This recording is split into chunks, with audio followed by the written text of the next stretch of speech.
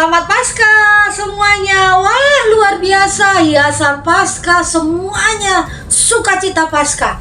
Paskah jangan hanya berpikiran tentang cari telur ya. Jangan berpikiran tentang game atau ke gambar kelinci Paskah. Bukan ya, yang kita ingat adalah kematiannya di kayu salib untuk menebus kita dari segala dosa. Harusnya kita binasa, tapi kita selamat karena korbannya yang luar biasa.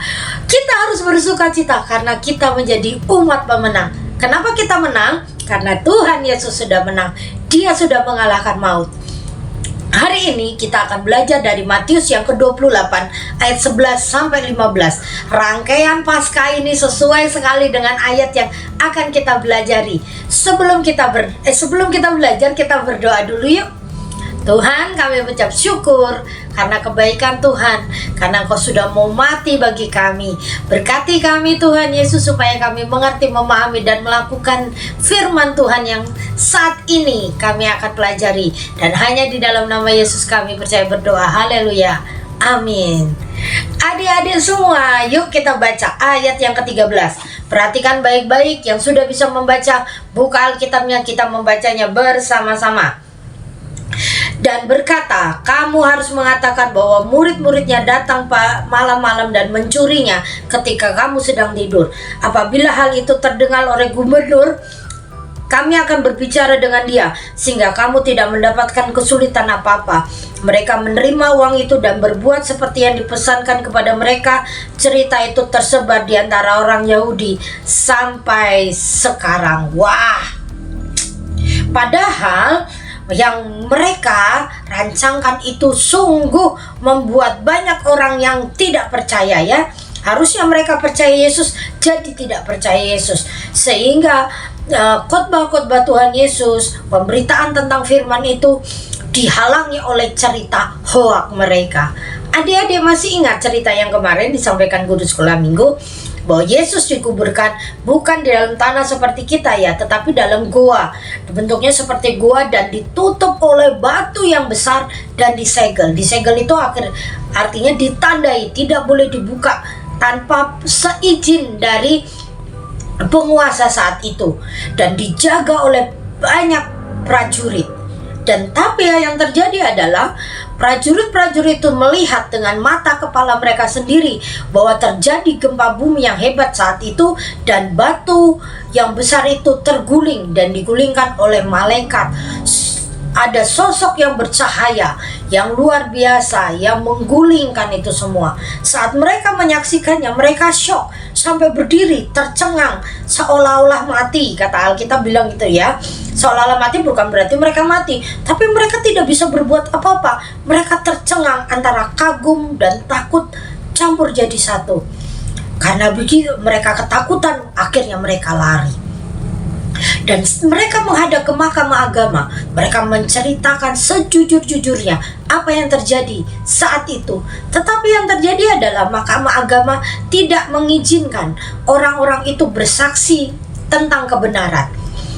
Mahkamah agama menawarkan uang supaya mereka untuk tutup mulut dan bercerita sebaliknya, bahwa mayat Yesus diambil oleh murid-muridnya, bukan bangkit.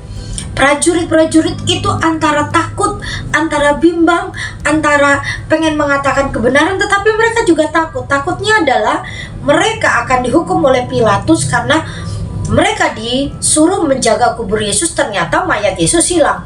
Mereka akhirnya berkompromi dengan mahkamah agama supaya mereka juga aman, tidak dihukum. Dan mahkamah agama pun mensupport mereka, bahkan memberi uang. Akhirnya tentara-tentara itu berkompromi, udah dapat uang, mereka aman, tidak dihukum. Wah, aku tidak rugi apa-apa nih. Tetapi saat mereka berkompromi dengan dosa, mereka sebenarnya rugi sendiri karena berita keselamatan mereka tidak terima dengan baik. Adik-adik yang baik, banyak sekali di lingkungan kita ini cerita-cerita hoak, cerita-cerita palsu yang direkayasa, yang dibuat-buat. Ceritanya misal gini, kalau kamu pengen pintar, kamu harus misalnya gini, tidur jam 7 malam gitu tau. Terus, kenapa harus tidur jam 7 malam? Misalnya juga, kamu harus makan buah ini supaya kamu pintar. Loh, terus adik-adik makan buah itu, tapi tidak belajar. Kira-kira pintar atau tidak? Tidak pernah berlatih soal, tidak pernah mencoba tiap hari diulang pelajarannya. Kira-kira bisa pintar atau tidak? Atau adik-adik lihat, wah, bintangnya, bulannya berwarna merah nih, ini tandanya akan terjadi angin besar. Oh, awannya tersusun seperti ini, wah, habis ini pasti ada gempa besar. Itu cerita-cerita itu ada di WhatsApp, ada di YouTube. Wah, terus adik-adik percaya cerita hoax itu, akhirnya ketakutan. Apa yang terjadi? Hilang sukacita, hilang kedamaian sejahtera karena mendengar berita bohong. Adik-adik, kita diajarkan Tuhan untuk berkata, kalau iya katakan iya, kalau tidak katakan tidak. Selebihnya itu dari si iblis. Kita tidak boleh namanya merekayasa kebenaran. Kita tidak boleh merasa aman diri sendiri, membuat diri kita aman dengan cara berbohong. Itu tidak baik. Karena apa? Itu akan menjadi bumerang. Bumerang itu, masih ingat ya, itu senjatanya orang aborigin yang dilempar dan akan balik lagi. Saat kau melontarkan kebohongan, kau sendiri yang akan mendapatkannya. Saat engkau mengatakan kebenaran, engkau sendiri juga akan menerima kebenaran itu dan mendapatkan berkat.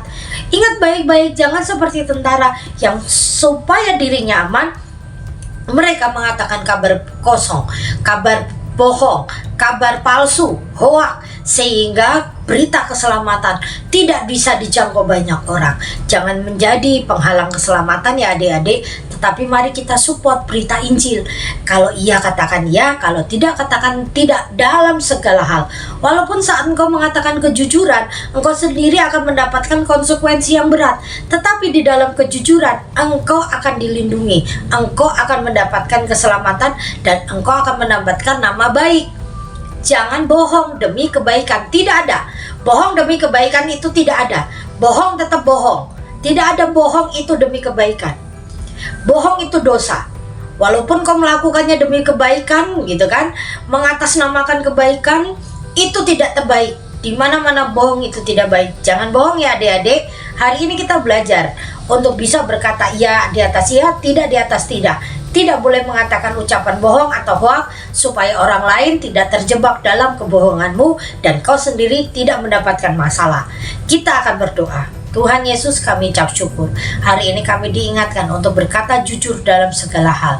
Tidak mau seperti tentara yang berkata bohong supaya mereka aman. Tetapi kami diajarkan hari ini untuk berkata jujur walaupun konsekuensinya, akibatnya tidak mengenakan bagi kami. Tetapi kami percaya di dalam kejujuran ada berkat Tuhan, ada perlindungan, ada damai sejahtera. Dan hanya di dalam nama Yesus kami percaya berdoa. Haleluya.